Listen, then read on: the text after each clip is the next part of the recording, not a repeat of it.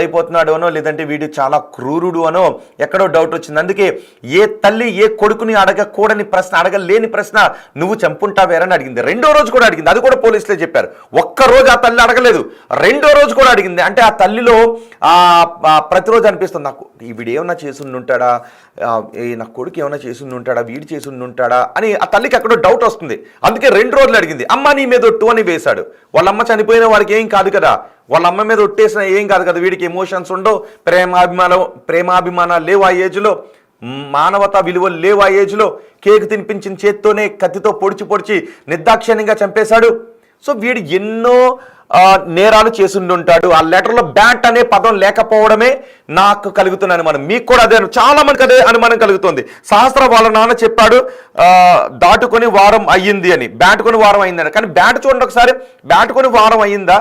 మరి ఆ బ్యాట్ ఏమో కొంచెం చాలా ఎప్పుడో కొన్నట్టుగా అనిపిస్తుంది. ఒకసారి ఆ బ్యాట్ విజువల్ కూడా ప్లే చేద్దాం. వాళ్ళ ఇంట్లో దొరికింది ఆ బ్యాట్ చూడండి, MRF బ్యాట్. అదిగో ఆ తర్వాత బ్యాట్ కొన్న తర్వాత హ్యాండిల్ కూడా పాత బ్యాట్లా మనకి కనిపిస్తుంది. అది పాత బ్యాట్లా కనిపిస్తుంది, కొత్త బ్యాట్ లాగా కూడా కాదు. MRF అని రాసుకున్న బ్యాట్, ఇంకుతో కూడా రాసిన బ్యాట్ కనిపిస్తుంది. అది కొత్త బ్యాట్ అయితే కాదు. మరి ఆ బ్యాట్ కోసమే చంపేశాడా? మరి లెటర్లో మనీ అని ఎందుకు రాశాడు? ఒక గ్యాస్ని ఎలా లీక్ చేయాలి, ఆ మిషన్ ఎలా కంప్లీట్ చేయాలి అని అంత ఎలా రాసుకున్నాడు. సరే పోనీ ఏవో చూసి 27 కత్తిపోట్లు ఎలా పొడవగలిగాడు? ఒక చంటిపాప ఒంటిలో, చంటిపాప బాడీలో 27 కత్తిపోట్లు ఎలా పొడవగలిగాడు? ఇవన్నీ డౌట్సే కదా. మరి ఈ డౌట్స్ బయటికి రావు. దీని చుట్టూ ఒక పెద్ద విచారణ జరపాల్సినటువంటి అవసరం ఉంటుంది. కేవలం వాడి మాటలు నమ్మి జూనియర్ హోమ్కి పంపిస్తే వీడు చేసినటువంటి నేరాలు బయటకు పడకుండా ఉండే అవకాశం ఉంటుంది. మరి వీడు బాలుడు కదా అని వీడిని ఎవరైనా ఇలా ట్రైనప్ చేసి ఉండుంటారా? ఒకవేళ నువ్వు ఫ్యూచర్లో దొరికితే ఎవ్వరి పేర్లు చెప్పకు, నువ్వు మైనర్ కాబట్టి దొరికితే నేను జూనియర్ హోమ్కి పంపిస్తారు, ఆ తర్వాత నువ్వు ఈజీగా కొన్ని ఇయర్స్లో బయటకు వచ్చేసే అవకాశం ఉంటుందని ఈ బాలుడిని ఇలాంటి నేరాలకు ఎవరైనా ప్రేరేపించి ఉండుంటారా? వీని వెనుక ఇంకెవరైనా ఉండుంటారా అనే డౌట్స్, చాలా డౌట్స్ వస్తూ ఉన్నాయి. సో వీడు బాలుడు కాబట్టి వాడు చెప్పింది నమ్మి జూనియర్ హోమ్కి మామూలుగానే పంపించి వదిలేస్తే ఇంకేమైనా నేరాలు బయటకు రాకుండా ఆగిపోతాయేమో అనే ఒక భయం, బాధ మనసులో కలుగుతుంది కదా. చాలామందికి ఇవే డౌట్స్ వస్తున్నాయి కదా. నిన్న పోలీసులు చెప్పిన తర్వాత నిజంగా బ్యాట్ గురించి ఏమో అనుకున్నాం ఒకసారిగా, కానీ ఎందుకు బ్యాట్ గురించి అయ్యుండి ఉంటుంది, నిజంగానే బ్యాట్ గురించి అయ్యుండి ఉంటుందని ఆలోచిస్తే ఎక్కడో తేడా కొడుతుందని అనిపిస్తుంది. సరిగ్గా మళ్ళీ ఆ లెటర్ చూస్తే బ్యాట్ గురించి కాదు, ఎందుకంటే ఆ లెటర్లో బ్యాట్ అని రాయలేదు కదా వాడు అనే డౌట్స్ వస్తూ ఉన్నాయి. ఎస్, కొన్ని కమెంట్స్ చదువుతాను. మాధవి రాశారు, వేరే వాళ్ళ భయపడాలి అంటే వానికి ఉరి తీయాలి, లేదంటే అందరూ అలానే తయారవుతారు. నిజమండి, మైనర్స్ ఇలాంటి క్రూరమైన నేరాలు చేసే మైనర్స్ విషయంలో కఠిన చట్టాలు అయితే తీసుకుని రావాలి. మరి ఇప్పటికే మనం అంటే మైనర్లు మన ఢిల్లీలో చూసాం కదా, నిర్భయ ఘటన తర్వాత నిర్భయను అత్యంత కిరాతకంగా హత్య చేసిన మైనర్లని తెలిసిన తర్వాత మైనర్ల విషయంలో కొన్ని చట్టాలు తీసుకొచ్చాం.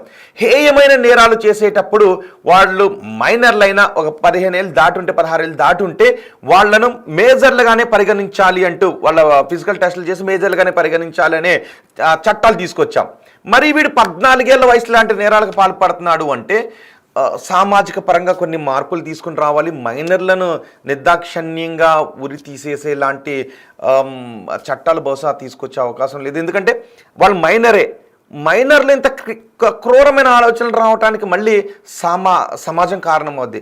సమాజంలో వాళ్ళకు ఉన్నటువంటి మొబైల్స్, ఈ మొబైల్స్లో వస్తున్నటువంటి క్రైమ్కి సంబంధించిన అంటే మహా అయితే న్యూస్లో ఏముంటుందంటే ఈ నేరాన్ని ఇదిగో వీడు ఇలా చేశాడు, పోలీస్ ఇన్వెస్టిగేషన్ ఇలా జరిగింది, లేదు పోలీస్ ఇన్వెస్టిగేషన్ ఇలా జరుగుతుంది అని న్యూస్లో చెప్పగలుగుతాం.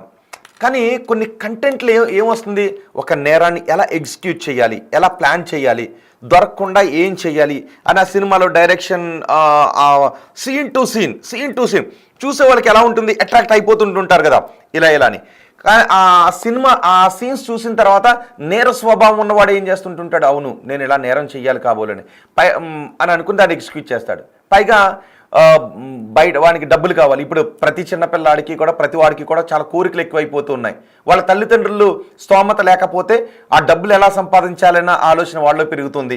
క్రైమ్ ఎలా చేయాలి, ఎలా తప్పించుకోవాలి అనే కంటెంట్ క్రైమ్ థ్రిల్లర్స్లో వస్తుంది. అఫ్కోర్స్ అక్కడ ఏ రేటింగ్ ఇస్తుంటుంటారు, లేదంటే పెద్దలకు మాత్రమే ఒక సర్టిఫికేట్ ఇస్తుంటుంటారు. కానీ నెట్లో అవి ఏమి ఉండవు కదా.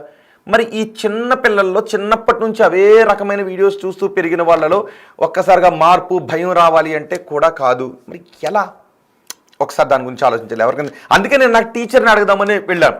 టీచర్ని వాళ్ళ బడికి వెళ్ళాను, ఆ స్కూల్ బడికి, ఎవరు ఈ పిల్లాడు చదువుతున్న స్కూల్ బడికి వెళ్ళి, అమ్మ ఒక్కసారి మీరు చెప్పండి, ఎందుకంటే టీచర్ లాంటి వాళ్ళు చెప్తే మార్పు వస్తుంది కదంటే అక్కడ టీచర్లు మాట్లాడలేదు, ఏమీ చెప్పలేదు. నేనేం చెప్పనండి అన్నారు. మరి టీచర్ స్థాయిలో ఉన్న వాళ్ళు మాట్లాడాలి కదా. పిల్లలకు పదే పదే చెప్పాలి, స్కూళ్ళలో చెప్పండి, ఇంటి దగ్గర కూడా చెప్పండి. పక్కే మన ఆలోచనలు ఎలా ఉండాలి, మనం ఏదైనా ఫ్రెండ్స్తో ఏం షేర్ చేసుకోవాలి, బంధం అంటే ఏంటి, అనుబంధాలు ఎలా ఉండాలి. ఇంతకుముందు మా అమ్మలు తాతమ్మలు ఉండేటప్పుడు, మన చిన్నప్పుడు ఉమ్మడి కుటుంబాలు ఉన్నప్పుడు, వాళ్ళ ఒళ్ళు పడుకుని ఉన్నప్పుడు వాళ్ళ పర్యవేక్షణ ఉండేది. వాళ్ళు చిన్న చిన్న కథలు చెప్పేవారు, నీతి కథలు చెప్పేవారు. ఇప్పుడు నీతి కథలు చెప్పేవాళ్ళు లేరు. ఏం చెప్పినా ఇదిగో ఈ సెల్ ఫోనే చెప్పాలి, ఏం చెప్పినా ఈ సెల్ ఫోనే కదా చెప్పాలి. నేను ఒక ఓటింగ్ పెట్టాను. ఆ ఓటింగ్ ఇదిగో బ్యాట్ కోసమే సహస్రాన్ని హత్య చేశాడని మీరు నమ్ముతున్నారా అంటే 20% మంది బ్యాట్ కోసమే సహస్రాన్ని హత్య చేశాడని మీరు నమ్ముతున్నారా అంటే నో అని 80% మంది అంటున్నారు, ఎస్ అని 20% మంది అంటూ ఉన్నారు. నేను కూడా 80% మందిలోనే ఉన్నాను. నో, నేను నమ్మట్లేదు. బ్యాట్ కోసం అంటే నేను నమ్మట్లేదు. సో ఎందుకంటే నాకు అసలు ఆలోచన బ్యాట్ కోసమే అంటే మరి ఆ లెటర్లో మనీ అని ఎందుకు రాసుకున్నాడని నాకు డౌట్ వస్తుంది. మరి 20% మంది ఎందుకు నమ్ముతున్నారో అంటే ఒక్కొక్కసారి నేను కూడా పొరపాటు పడుతూ ఉండొచ్చు కదా. సో అందుకని మీరు ఎందుకు నమ్ముతున్నారో జస్ట్ కామెంట్ చేయండి, నేను వాటిని కూడా చదువుతాను. కానీ వీటన్నిటికీ కారణం సామాజికంగా కూడా ఇంట్లో చిన్న చిన్న కుటుంబాలు, మహా అయితే తల్లి తండ్రి ఒక బిడ్డ, లేదు తల్లి తండ్రి 2 బిడ్డలు, చిన్న చిన్న బిడ్డలు, వాళ్ళ పర్యవేక్షణ తల్లి తండ్రి జాబ్కి వెళ్ళిపోతారు. వాళ్ళకి ఏది తప్పు ఏది ఒప్పు అని వాళ్ళు ఏం చేస్తున్నారు, వాళ్ళ బిహేవియర్ ఎలా ఉంది చూడటానికి తాత నానమ్మ మా అమ్మ వీళ్ళెవరూ ఉండరు కదా. సో వాళ్ళతో ఎప్పుడు మన చిన్నప్పుడు అయితే మనం ఒకవేళ పేరెంట్స్ ఏదైనా పని చేస్తుంటే మన చేతిని పట్టుకొని తాత నానమ్మ వీళ్ళు ఎవరొకరు ఉండేవారు, వాళ్ళు ఒళ్ళు పడుకోబెట్టుకుని. కానీ ఇప్పుడు ప్రతి పిల్లాడి చేతిలో నీ ఫోన్ ఇచ్చేస్తున్నాం. తల్లిదండ్రి బయటికి వెళ్ళాలి అంటే వాడు ఏడుస్తుంటే ఇదిగోరా ఫోన్ తీసుకో ఆడుకొని, తప్పట్లేదండి అంటాం. అఫ్కోర్స్ నిజమే, కానీ ఒక్కొక్కసారి కొంత సమయం ఇచ్చే సమయం కొంతమందికి ఎక్కువ అయిపోతూ ఉంది.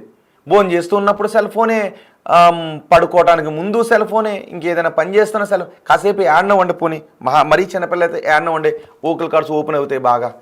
మరీ సెల్ ఫోన్ ఇచ్చి యాడొద్దు అని సెల్ ఫోన్ ఇచ్చేస్తూ ఉంటే ఏం చేయాలి అంటే దాని స్థాయిలో ఒక్కొక్కసారి ఇవ్వడం, మిగతా వాళ్ళు రోజంతా ఇవ్వడం చాలా వస్తున్నాయి. మరి వాడు ఇచ్చినప్పుడు చిన్నప్పటి నుంచి అవే చూస్తుంటుంటాడు. ఈ మధ్యన ఇంకొకటి కూడా వచ్చింది, డోపమైన్ రిలీజ్ అవుతుందంట బ్రెయిన్లో. అంటే ఒక షాట్ చూసినప్పుడు ఆ షాట్ మనకు ఆనందాన్ని ఇస్తుంది కదా, దానికి మించిన ఆనందాన్ని కలిగించే నెక్స్ట్ షాట్ రావాలి, లేకపోతే డిసప్పాయింట్ అయిపోతుంటుంటాడు. ఇలాంటి ఆలోచనలతో ఫోన్లు ఇచ్చి పెంచేటప్పుడు ఎదిగే కొద్దీ ఇలాంటి క్రైమ్ సినిమాలే చూస్తుంటుంటాడు. చాలా కారణాలు ఉన్నాయి. సో ఇక నేను ఇక్కడ ఒక పోల్ పెట్టాం, బ్యాట్ కోసమే సహస్రాన్ని హత్య చేశాడని మీరు నమ్ముతున్నారంటే నమ్ముతున్నామని 19% అంటున్నారు, నమ్మటం లేదు అని ఏకంగా 81% మంది అంటున్నారు. జి లక్ష్మి కామెంట్ చేశారు, వాణ్ణి చంపేయండి అని. నిన్ను ఆమను అని ఎవరో కమెంట్ చేశారు, నాకు అర్థం కాలేదు ఇది ఏంటది. నిన్న పైకి వెళ్ళిపోయింది. రాయల్, ఓకే ఒక్క నిమిషం. రాయల్ గేమర్ కమెంట్ చేశారు, నిన్ను ఏమను, నాకు అర్థం కాలేదు. రోనీ గేమర్ అంట, ఒకసారి కమెంట్ చేయండి. ఇట్స్ ఏ సెక్సువల్ అసాల్ట్ అని తమ్మాయి విశాలాక్షి కమెంట్ చేశారు. అదే డౌట్ వస్తుంది. ఇప్పుడు చిన్న చిన్న పిల్లల్లో కూడా లైంగికపరమైనటువంటి దాడులు చేసే ఆలోచనలు పెరుగుతున్నాయి కదా. మరి వీడు 10వ తరగతి బాలుడు, వాడు ఫోన్కి అడ్డు అదుపు లేకుండా వాడే ఒక ఫోన్ కొనుక్కున్నాడు అని వాడి తల్లే చెప్పింది. వాడి తల్లి డబ్బులు లేదు. అందులో క్రైమ్ సినిమాలే కాదు, మన వేలి టిప్ చేసే అంత దూరంలోనే సెల్ ఫోన్లో దౌర్భాగ్యమైన కంటెంట్ ఉంది, లైంగికపరమైన కంటెంట్ అందులో ఉంటుంది. మరి వాడు ఏ కంటెంట్ చూస్తూ ఉన్నాడో మనం ఇంతకుముందు కూడా చూసాం. 60 సంవత్సరాల ముసలుడు 3 సంవత్సరాల వయసున్న బాలికపై కూడా లైంగిక దాడికి పాల్పడిన దుర్మార్గమైన ఘటన చూసాం. మరి వీడు 10 ఏళ్ల బాలుడు, వీడి బ్రెయిన్ నిండా నేరాలే. అక్కడ 11-12 ఏళ్ల బాలిక ఉంది, వీడి ఫోన్లో దరిద్రమైన కంటెంట్ చూస్తూ ఉన్నాడు. ఆ బాలిక ఒంటరిగా ఉంది. వీడు రాసుకున్న లెటర్లో డబ్బుల కోసం ఒక ఇంటిని బ్రేక్ చేసి డబ్బులు దోచుకు వెళ్ళిపోవాలని రాసుకున్నాడు. కానీ బయటకు వస్తున్న వివరాలేమో బ్యాట్ కోసం అని చెప్తున్నారు. ఆ బాలికనేమో 30 కత్తిపోట్లు పొడిచి చంపేశాడు. ఎక్కడ మ్యాచ్ అవ్వట్లేదే. మరి వాడు బ్యాట్ కోసమే అన్నదాన్ని నేనైతే నమ్మలేకపోతున్నాను. అఫ్కోర్స్ నా అభిప్రాయం తప్పు కావచ్చేమో రేపొద్దున, కానీ ప్రస్తుతానికి నేను ఎందుకో నమ్మలేకపోతున్నాను. వీడు పరమ కిరాతకుడు అయ్యుంటాడు, అంతకు ముందు కూడా ఎన్నో పరమ కిరాతకమైన నేరాలు చేసి ఉండుంటాడు అని నాకు అనిపిస్తోంది. అందుకే వాడు గోడ దూకొచ్చాడు. ఒకవేళ నిజంగా బ్యాట్ కోసమే అనుకుందాం చెబుతుంది, బ్యాట్ దొంగతనం చేసుకెళ్ళిపోతున్నప్పుడు సహస్ర దొంగను అరవదు కదా బ్యాట్ కోసమే అయితే. ఎందుకంటే ఇంటికి వచ్చాడు, అంతకుముందు కేక్ తినిపించాడు, పక్కింటి పిల్లోడు, తెలిసిన పిల్లోడు, బ్యాట్ తీసుకుని వెళ్తుంటే సహజంగా మనకు తెలిసిన అబ్బాయే ఏదైనా బ్యాట్ తీసుకెళ్తుంటే ఏమని అడుగుతాం, బ్యాట్ తీసుకెళ్తున్నావో వద్దు అని అంటాం. దొంగను అరవం కదా, దొంగను అరవం కదా. సో వాడు బ్యాటే తీసుకుని వెళ్తుంటే మా తమ్ముడు ఏడుస్తాడు, బ్యాట్ తీసుకు వెళ్ళకు అని అమ్మాయి చెప్పుండి ఉండాలి. లేదు అని బ్యాట్నే తీసుకువెళ్తాను అని బ్యాట్ కోసం వీడేకంగా కత్తి తీసుకొచ్చి 20 కత్తిపోట్లు పొడి చేసే అంత ప్లాను చేసి ఉండు. అంటే బ్యాట్ కోసం కాదు, ఇంక ఏదో ఉంది అని నాకు అనిపిస్తోంది. సో ఎందుకంటే అన్న ఆ ఏజ్ కోరికలు ఎక్కువ, అవి ఎవరి మీదైనా అవ్వచ్చు. ఎస్, రోనీ గేమర్ మరోసారి క్లారిటీ ఇచ్చారు. ఎందుకంటే అన్న ఆ ఏజ్ కోరికలు ఎక్కువ, అవి ఎవరి మీదైనా అవ్వచ్చు అని ఎస్ కమెంట్ చేశారు. ఎందుకంటే ఆ ఏజ్లో వాడిలో ఏదో దౌర్భాగ్యమైన కోరికలు ఉన్నాయి, వాడి ఏజ్లో ఏదో దౌర్భాగ్యమైన కోరికలు ఉన్నాయి. అందుకే వాడు ఇంకేదో దుర్మార్గమైన ఉద్దేశంతో అక్కడికి వచ్చి ఆ బాలికను చంపి వెళ్ళిపోయాడు అనే డౌట్ వస్తుంది. మరి వీడి ఫ్రెండ్స్ ఇంకెవరున్నారు, వీడితో చాలా క్లోజ్గా తిరిగేటటువంటి వాళ్ళు ఎవరు, వాళ్ళలో కూడా అవే రకమైన ఆలోచనలు ఉన్నాయా అనేది ఒక్కసారి ఎంక్వైరీ చేయండి. ఒకసారి వీడి ఫ్రెండ్స్ ఎవరున్నారు, పేరెంట్స్ వీడి ఫ్రెండ్స్ ఎవరైతే ఉన్నారో ఒకసారి వీడి ఫ్రెండ్గా ఉన్న మీ బిడ్డల్ని క్వశ్చన్ చేయండి, వాళ్ళు ఎలాంటి ఆలోచనతో ఉన్నారు ఒకసారి మీరు కమెంట్ చేయండి. ఎందుకంటే వీడి ఆలోచనలో వీడి ఫ్రెండ్స్ కూడా ఉండే అవకాశం ఉంటుందేమో, ఒకసారి క్రాస్ చెక్ చేసుకోండి. లేదంటే రేపొద్దున ఎటువంటి దుర్మార్గాలకు పాల్పడే అవకాశం ఉంటుందో. సో అందుకే ఆ లెటర్ చూసిన తర్వాత ఈ విషయాన్ని చెప్పాలనే వచ్చాను. అందులో ఎక్కడ బ్యాట్ అని లేదు, మనీ అని ఉంది. మరి బ్యాట్ అని చెప్తున్నారు, బ్యాట్ కోసమే నేను వాళ్ళ ఇంటికి వెళ్ళాను, బ్యాట్ తీస్తున్న సమయంలో దొంగ అని అరిచింది, ఆ అమ్మాయిని గెంటాను, కింద పడిపోయింది, కత్తి తీసుకుని పొడిచాను, ఆ తర్వాత చెప్పేస్తున్నాము 20 కత్తి పోట్లు పొడిచాను అన్నాడు. ఆ లెటర్లో బ్యాట్ అని లేకపోవడమే నాకు డౌట్స్ వస్తున్నాయి. కొన్ని కమెంట్స్ శివ కమెంట్ చేశారు, మనీ అని రాసుకుంది ఇంకెవడైనా మనీ ఉన్నోళ్ళ ఇంట్లోనేమో. ఎస్, అదే డౌట్ వస్తుంది. ఆ లెటర్ బహుశా ఇంకెవడింటినో బ్రేక్ చేయడానికి రాసుకుని ఉంటాడు అనే అందరికీ డౌట్ వస్తుంది. మీలో చాలా మందికి అవే డౌట్స్ వస్తాయి కదా. ఎస్, నాకు కూడా అవే డౌట్స్ వచ్చాయి. అందుకే నేను మీతో షేర్ చేసుకుందామని ఈ బులెటిన్ తీసుకున్నాను. నాకు వచ్చిన డౌటే మీకు కూడా వచ్చిందా, లేదంటే నేను పొరపాటు పడ్డానని నాకు అనుమానం వచ్చింది. అందుకే మీ అభిప్రాయం ఎలా ఉందో తెలుసుకుందామని ఈ బులెటిన్ నేను తీసుకున్నాను, ఈ బులెటిన్ మీకు అందిస్తున్నాను. వాడిని చంపేయండి జీ లక్ష్మి కమెంట్ చేశారు. చాలా ఎక్కువ మంది కూడా ఎస్, నాకు వచ్చిన డౌటే చాలా ఎక్కువ మంది మెసేజ్ చేస్తున్న వాళ్ళకు కూడా వస్తుంది, మనీ అని రాసుకొని ఇంకెవరి ఇంట్లోనైనా దోచేయడానికి వెళ్ళుంటాడేమో. అవునండి, నాకు కూడా అదే డౌట్ వచ్చింది. జై శివ కమెంట్ చేశారు, తర్వాత జై కమెంట్ చేశారు, వాడికి శిక్ష తక్కువ పడాలి అని బ్యాట్ డ్రామా చేస్తున్నారు. కరెక్ట్, అవును, నాకు అదే డౌట్ వస్తుంది. జైకి అదే డౌట్ వచ్చింది. జై ఏమని రాశారంటే వాడికి శిక్ష తక్కువ పడాలని బ్యాట్ అని డ్రామా చేస్తున్నారేమో అని. ఎస్, వాడి వెనక్కి ఇంకెవరైనా ఉండుంటారు. నువ్వు దొరికిపోతే బ్యాట్ అని డ్రామా ఆడు, నువ్వు మైనరు కాబట్టి నువ్వు అదే డ్రామా మీద ఉంటే ఒక త్వరగానే మైనార్టీ తీరిన తర్వాత బయటకు వచ్చిన తర్వాత ఇంకెవరైనా ఉన్నారా? మరి వీడి వెనక ఇంకెవరైనా ఉండుంటారేమో. లోతైన దర్యాప్తు జరగాలి అన్నదే మా కోరిక, చాలా మంది ప్రజల కోరిక. తెలుగు రాష్ట్రాల్లో ఉన్న చాలా మంది ప్రజల కోరిక ఏంటి అంటే వీడిని ఆ ఒక్క మైనర్ కానీ ఆ 14 ఏళ్ల బాలుడు కానీ చూడొద్దు, దాని చుట్టూ ఒక విస్తృతమైనటువంటి దర్యాప్తు జరగాలి. ఎందుకంటే వీడు ఏదో చీట్ చేస్తున్నాడు అని అనిపిస్తుంది. వాడు రాసుకున్నటువంటి లెటర్ కానీ అందులో బ్యాటన్ లేకపోవడం, 2 వాడి తల్లే వాడిని అనుమానించింది, ఏరా నువ్వు చేసేవేరా అని. ఒకవేళ నిజం చూడండి, నేను మొన్న వెళ్ళినప్పుడు పక్కిళ్ళు అంటే మిగతా పక్కింటి వాళ్ళకి కోపం వచ్చింది. ఇంకా బయట ఎలా అంటారు పక్కింటి వాళ్ళని, అఫ్కోర్స్ తర్వాత ఇప్పుడు పక్కింటి వాడు అయ్యాడు. కానీ ఏ తల్లి అయినా ఒకవేళ ఆ కొడుకు మీద అనుమానం పడితే మా కొడుకు మీద ఎలా అనుమానం పడతారో అని తల్లికి కోపం వస్తుంది. అంటే మనం చేయనప్పుడు మనల్ని ఎవరైనా అంటే సహజంగా కోపం వస్తూ ఉంటుంటుంది. కానీ తల్లికి కోపం కాదు, డౌటే వచ్చింది వాడిపైన, ఎలా నువ్వు చేసేవారని 2 రోజులు అడిగింది కొడుకుని. అంటే వాడెంత నేరస్తుడు చూడండి. బహుశా తల్లి గట్టిగా అడిగితే తల్లిని కూడా చంపేస్తాడు ఇలాంటి దుర్మార్గుడు. మరి ఆ తల్లికి తండ్రికి కూడా తెలుసా, లేకపోతే ఆ తల్లికి తండ్రికి కూడా తెలుసా?